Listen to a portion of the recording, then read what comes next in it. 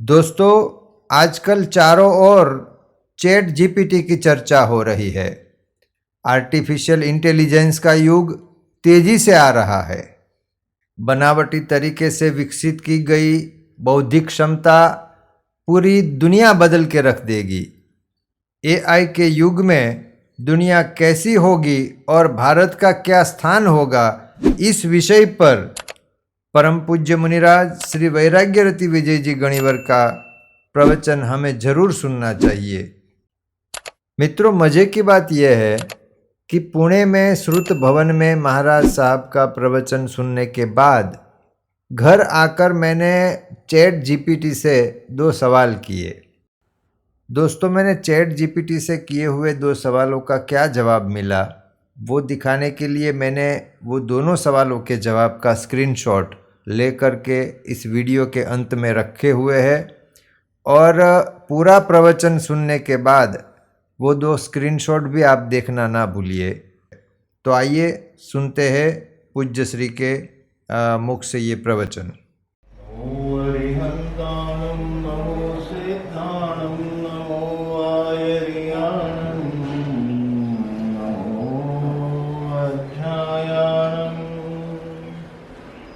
नमो लोये सव्वसाहूनम् केशो पञ्चनमुक्कारो सर्वपावपणासनो मङ्गलाणं च सव्येसिंबडमं हवै मङ्गलम् तीर्थेश्वरास्तथा सिद्धा साधवो धूतकल्मषा धर्मो जिनोदितश्चैते भवन्तो मम मङ्गलम्। मङ्गलं भगवान् वीरो मङ्गलं गौतमप्रभो मङ्गलं स्थूलभद्राद्या जैनधर्मोऽस्तु मङ्गलम्। मङ्गलं श्रीमदर्हन्तो मङ्गलं जिनशासनं मङ्गलं सकलसङ्गो मङ्गलं पूजगामि। निधानं सर्वलब्धीनां सर्वारिष्टप्रणाशक गणभृद्गौतमस्वामी करोतु मम मङ्गलम्। अज्ञानतिमिरान्धानां ज्ञानाञ्जनशलाकया नेत्रमुन्मीलितं यैस्ते गुरवः सन्तु मङ्गलम्। श्रियः सर्वाः समायान्ति यन्नामस्मरणादपि रामचन्द्रसुरेन्द्रास्ते भवन्तु मम मङ्गलम्। आर्टिफिशियल इंटेलिजेंस का है।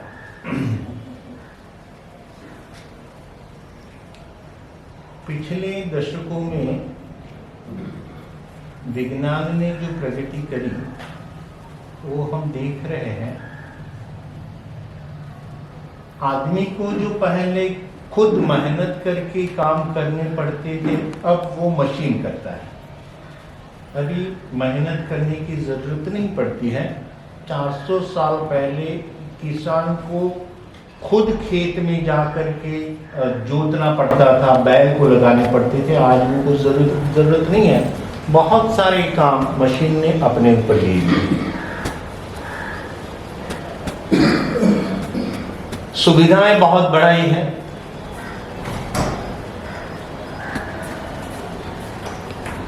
शरीर की बहुत सारी समस्याएं साइंस ने ओवरकम करी है। हालांकि बहुत नहीं, बढ़ती भी रही है, वो एक अलग बात है। लेकिन शरीर की समस्याओं के ऊपर भी बहुत सारा काम हुआ। अभी जो युग चल रहा है वो है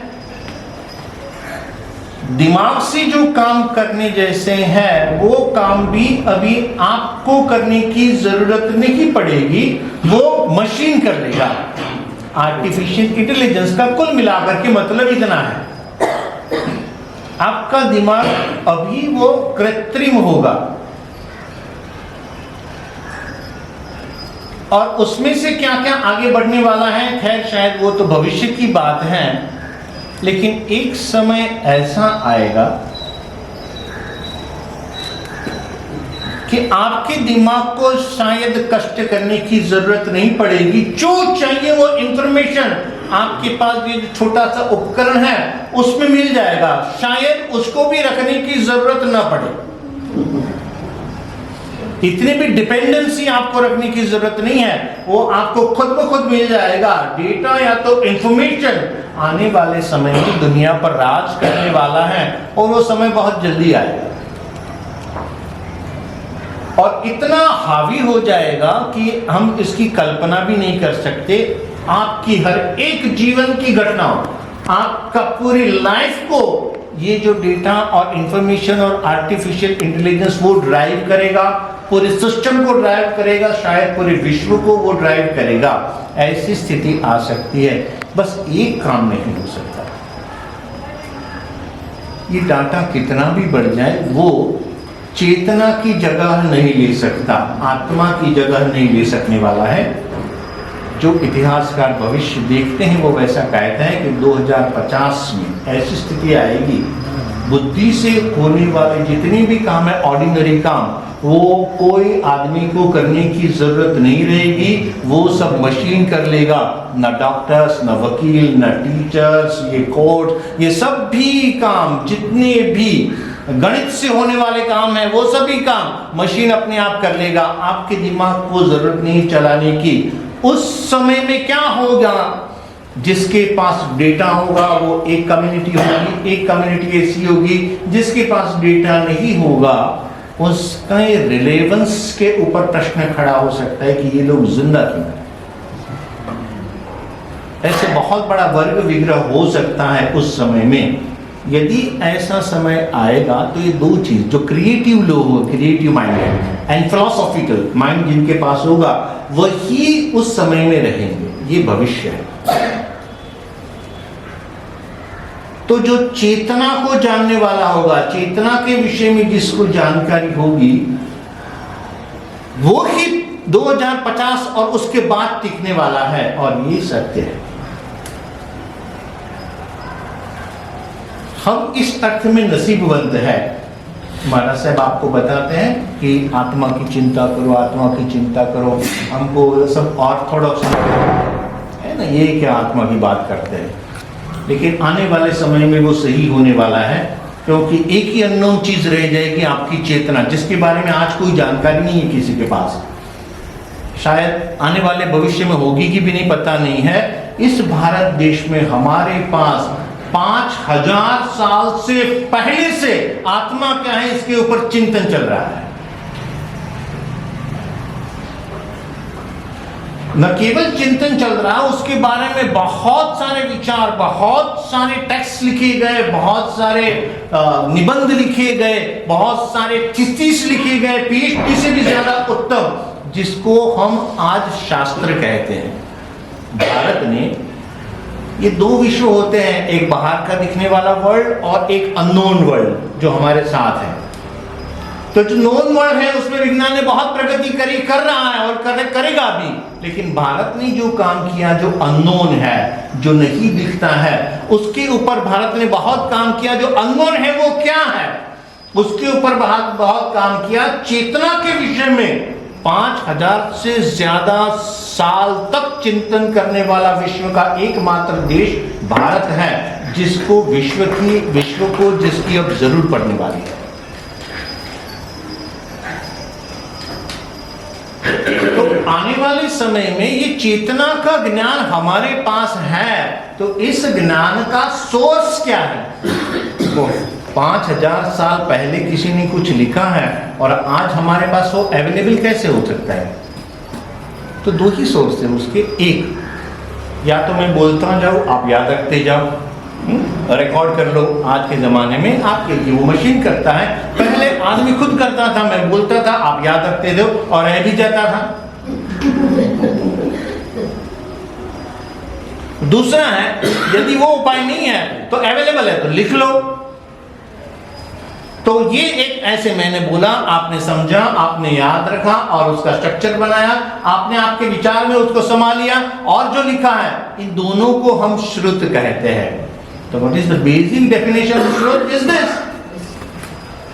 कोई भी सब्जेक्ट का ज्ञान यदि लिखा हुआ है या तो आप सुनते हो तो इसे श्रुत कहते हैं। और इस विश्व में ये सर्वोत्तम चीज जिसके बारे में विश्व जानता नहीं है, चेतना या आत्मा के बारे में, वो हमारे शास्त्रों में लिखा हुआ है। और आपको जान के और ये आश्चर्य होगा, इस विश्व में कितने धर्म हैं आप मुझे बताइए। 3-4 मेन है, एक क्रिश्चियन है, एक इस्लाम है, एक हिंदुइज्म है, उसमें बहुत सारे हैं, चाइना का है वगैरह। उन सभी के आप शास्त्रों को देखिए। क्रिश्चियन लोगों के पास एक टेक्स्ट के नाम पे क्या है? घुमा फिरा के बाइबल। इस्लाम बस घुमा फिरा के उतना ही। आप चाइना में जाओ तो कन्फ्यूशियस ने जो लिखा है वही है। ऐसे ही 2-4 थोड़े हैं, और चाइना में थोड़े ज्यादा इसलिए यहां से गया है। भारत देश के पास इस विश्व में सबसे ज्यादा लिखा हुआ ज्ञान है, और उसमें भी टोटल पॉपुलर हिंदू जो संस्कृति है उसके कंपैरिजन में हमारे पास आत्मा के बारे में हर एक विषय का चिंतन देने वाली एक परंपरा है। हमारे पास ये ज्ञान है, और ये ज्ञान ये 2500 साल की परंपरा से हमारे तक पहुंचा कैसे? एक ही माध्यम, जो हमारे पुरखों ने काम किया वो यही। उनके मन में जो आया विचार अच्छा कि आपका जीवन अच्छा कैसे बने, आपके जीवन में जानकारी कैसे पैदा हो, वो जो आया लिखते गए। वो जिन्होंने देखा वो लिखते गए, किसी के पास लिखवाते गए, वैसे करते करते करते करते करते हमारे पास पहुंचा है। और हमारे पास ऐसे कितने शास्त्र या तो थीसिस हैं। सिर्फ संस्कृत या प्राकृत भाषा की बारे में बात करें तो हमारे पास मोर देन 30,000 ऐसे शास्त्र हैं, ओरिजिनल टेक्स्ट। आप किसी यूनिवर्सिटी के पास जाओ जिसके पास 30,000 थीसिस, ओरिजिनल थीसिस का सब्जेक्ट हो, क्या रैंकिंग मिलेगा उसको? और वर्नाक्युलर लैंग्वेजेस में, माने कि प्रादेशिक भाषाओं में जाएंगे, मोर देन 1 लाख।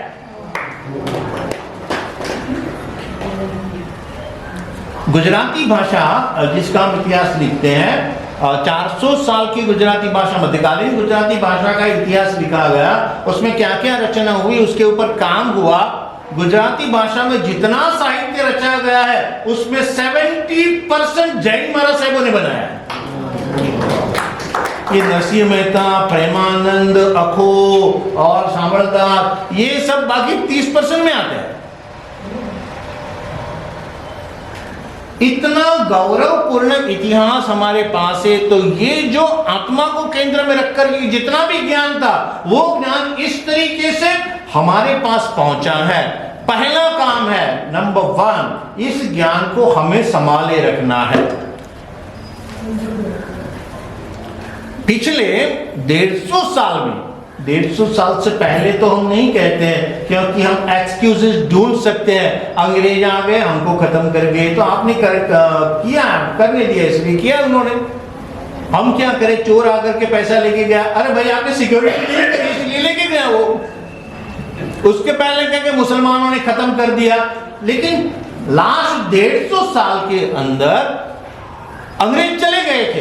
75 साल पहले से तो ऐसे भी चले गए थे, लेकिन उसके बाद लास्ट 150 साल का इतिहास हम देखें, 150 साल पहले जैन समाज के पास 1 करोड़ मैन्युस्क्रिप्ट थी।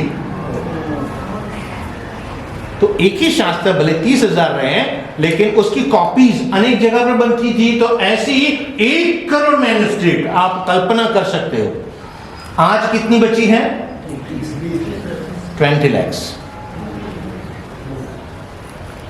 तो 150 साल में हमने 80 लाख मैन्युस्क्रिप्ट को जाने दिया, और अभी भी वो हाल चालू है वर्धमान जी, पर वीक नॉट 100।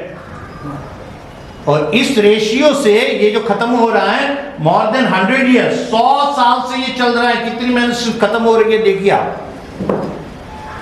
पानी में डाल रहे हैं, बंद करके रख रहे हैं, कचरा पेटी में बेच देते हैं, और विभाजन के समय में बेची गई, ये खत्म हो रहा है। ये जो खत्म हो रहा है इसके साथ साथ हमारी आत्मा के साथ जुड़ने का सोर्स खत्म हो रहा है। पहला काम है इसको बचाओ। तो पहले तो ये जो पानी जिसमें रहता है उस बर्तन को बचाने का काम, मैन्युस्क्रिप्ट बचेगी तो ज्ञान बचेगा। द सेकंड थिंग इज ज्ञान को बचाना। आखिरकार ये मैन्युस्क्रिप्ट है, उसमें ज्ञान तो कंटेंट महत्वपूर्ण है, उस कंटेंट में भी करप्शंस आते रहते हैं। लिखा कुछ है, देखा कुछ और लिखा गया है। जैसे कि मैं एक एग्जांपल आपको दूं क्या होता है तो पता चलेगा कि ये श्रुत भवन क्या काम करता है। एक 150 साल पहले, 150 साल नहीं, मोर देन 300 साल पहले एक महाराज साहब हो गए, उन्होंने 18 पापस्थानक के ऊपर एक गीत लिखा है। उसमें वो कलह नाम का पापस्थानक आता है, झगड़ा करना। हाँ, तो उसमें एक लाइन लिखी उन्होंने, जो कलह नहीं करेगा उसको सेव पूरी मिलेगी। राइट, अभी जो कलह नहीं करेगा, आज से 300 साल पहले सेव पूरी, ये कौन सी डिश है ये कैसे पता होगा? और ये मैन्युस्क्रिप्ट में लिखा है और हम उसका मीनिंग कर रहे हैं। ग्रामेटिकल ये सही है, सेव पूरी मिल सकती है, लेकिन इसमें कुछ गलती है। ये कहना नहीं चाहते, जो लिखने वाला है वो ये कहना नहीं चाहता कि झगड़ा नहीं करोगे तो मैं तुम्हें सेव पूरी दूंगा। फर्क क्या हो गया? सेव पूरी में स के ऊपर एक मात्रा लिखते हैं, उसके पहले एक लाइन लिखनी रह गई, वहां लिखना चाहिए था शिवपुरी। शिवपुरी का मतलब होता है मोक्ष। तो आप झगड़ा नहीं करोगे तो मोक्ष मिलने की जगह आपको सेवपुरी मिलनी है। लिखने वाले की गलती है। तो ऐसे लिखने वाले की गलती में मिसमीनिंग हो जाते हैं, ऐसे असंख्य मिसमीनिंग होते रहते हैं। उसको कैसे दुरुस्त किया जाए, ये काम श्रुत भवन का है। एक तो प्रिजर्वेशन का काम है, मैन्युस्क्रिप्ट को संभालो, जो लिखा है जैसा है वैसा उसको संभालो, आगे वो बंच दे दो, लेकिन उसमें लिखा हुआ कंटेंट वो बरोबर है कि नहीं, उसमें कुछ करप्शन हुआ है कि बरोबर है नहीं, है कि नहीं। तो एक को सुधारने के लिए ऐसे दूसरी उसकी कॉपी ढूंढनी पड़ती है। उसमें लिखे हुए कंटेंट को संभालना, तो मैन्युस्क्रिप्ट को संभालना, उससे कुछ नहीं होगा। रख दो आप कबोर्ड में ला करके, इस कबोर्ड में ला करके रख देने से क्या होता है, किसमें क्या पढ़ा है किसको मालूम नहीं है, क्या लिखा है मालूम नहीं है। सबसे पहले तो जरूरत है उसको ढंग से रखा जाए, उसके बाद उसका लिस्टिंग होना जरूरी है। आज 20 लाख मैन्युस्क्रिप्ट हमारे पास है, कहां पड़े हैं कोई नहीं जानता है, क्या हालात में पड़े कोई नहीं जानता है, और उसका कोई रजिस्ट्रेशन नहीं है। आप तो सभी ये क्या बोलते हैं अभी बताए, बिजनेसमैन हो ना, कोई ना कोई चीज बेचते हो, तो जो चीज बेचते हो आपके दुकान में जो भी माल है उसका स्टॉक का रजिस्ट्रेशन ना हो तो क्या होगा, है ना, क्या हालत होती है,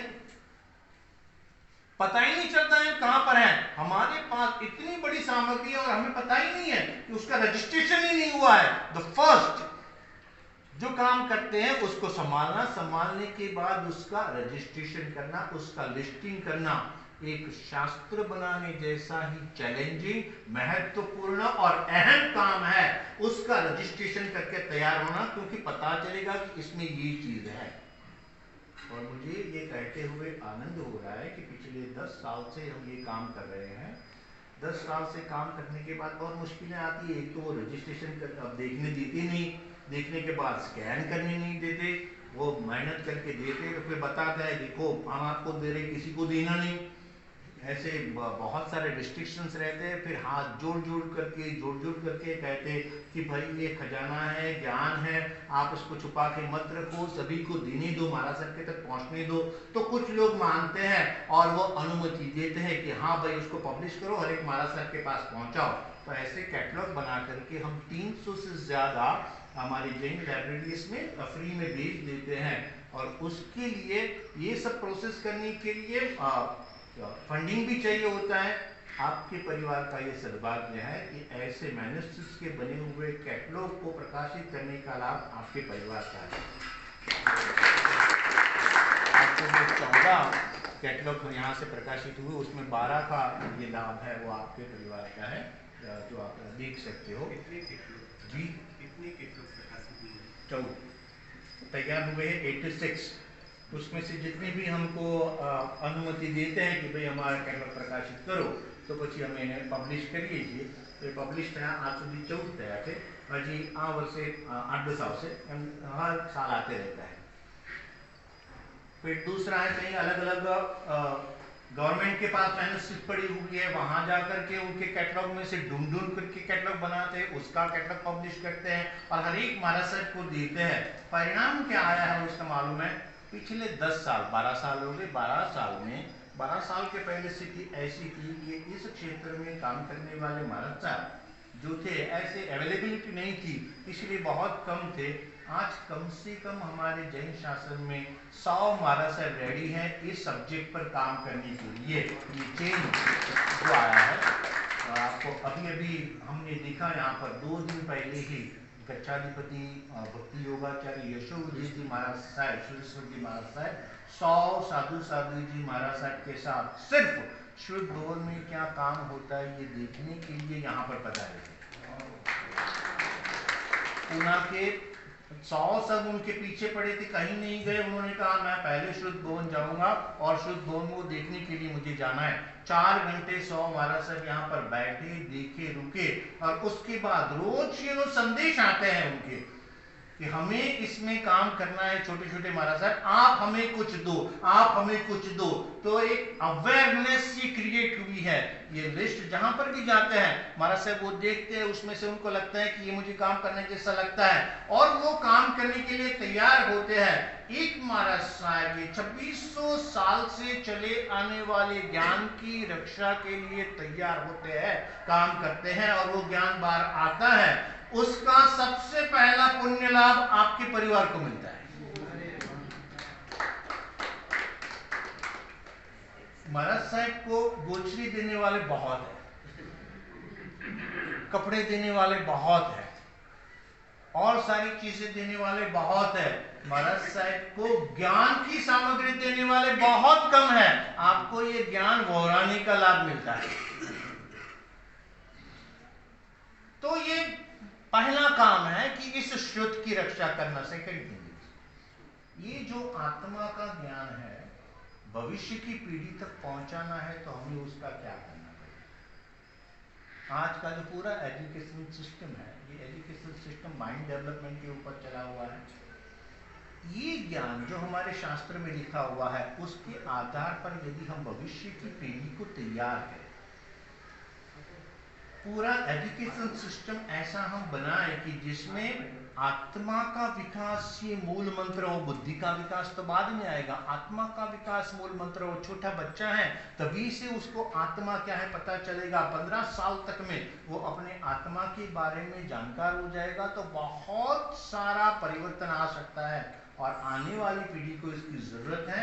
जो 2050 में इसकी डिमांड होगी, तब ऐसे जानकार प्रजा, पूरी पीढ़ी आपके सामने तैयार होगी।